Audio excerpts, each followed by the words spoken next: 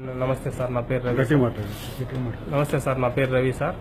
నిన్న వచ్చిన న్యూస్లో నేను కంప్లైంట్ ఇచ్చాను సార్ ఎస్పీ వాళ్ళకి, కలెక్టర్ వాళ్ళకి. బట్ ఈరోజు నన్ను ఎంబసీకి తీసుకొని వచ్చి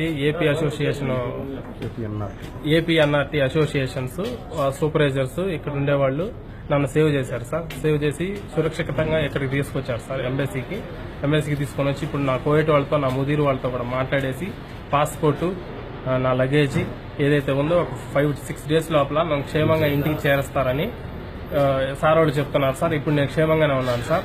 కలువైకి సంబంధించిన సుబ్బారెడ్డి సారు, తిరుపతికి సంబంధించిన ఏపీ ఎన్ఆర్టీకి సంబంధించిన సురేష్ బాబు సార్, రాజశేఖర్ సార్ కూడా నన్ను సేవ్ చేశారు సార్. వీళ్ళు ముగ్గురు తరఫున నేను ఇక్కడ నుంచి కువైట్ నుంచి ఇండియాకి హ్యాపీగా రావాలని దేవుడిని కోరుకుంటున్నాను సార్. అయ్యా రవి గారు, ఇందాక మీరు నిన్న మెసేజ్ పెట్టారు సార్. సో ఇప్పుడు మీకు అన్ని ఓకేనా?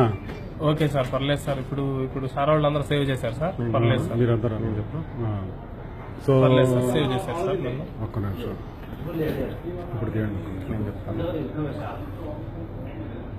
ఈ రవి గారు నిన్న టీవీ 10లో వచ్చినటువంటి న్యూస్ ప్రకారం మేమంతా ఏపీఎన్ఆర్టీ సైడ్ నుంచి మేము రియాక్ట్ అయ్యాము.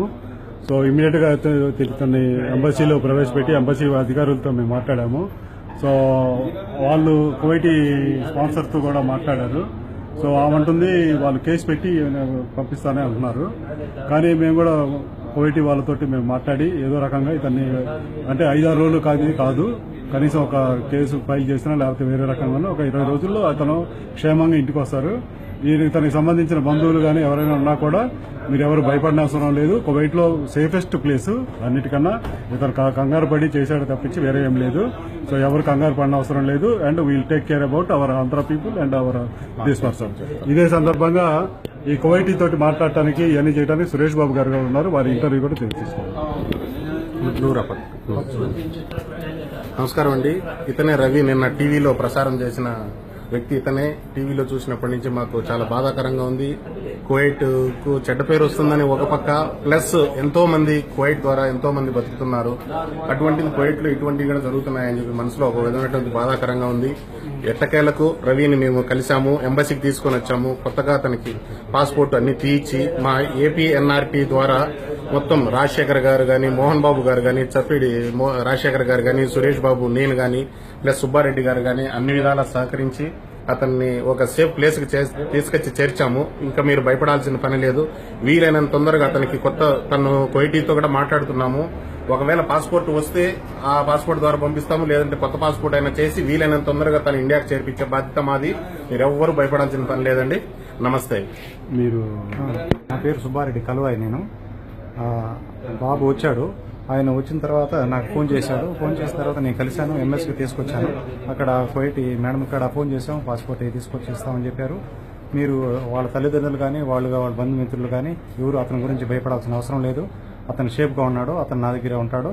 అతన్ని షేప్గా 4-5 రోజుల్లో మేము ఇండియాకి పంపిస్తాము. అతని గురించి ఇలాంటి మీరు బాధపడాల్సిన అవసరం లేదు. సో ఇదండి, యాక్చువల్గా మనకు మీడియా వాళ్ళు కూడా అత్యుత్సాహం చూపించి ఏదేదో చేస్తుంటారు. కానీ వాస్తవం చూస్తే చిన్న ఏదో ప్రాబ్లమ్స్ వస్తుంటాయి. ఇలాంటి సమస్యలు చాలా ఉంటున్నాయి.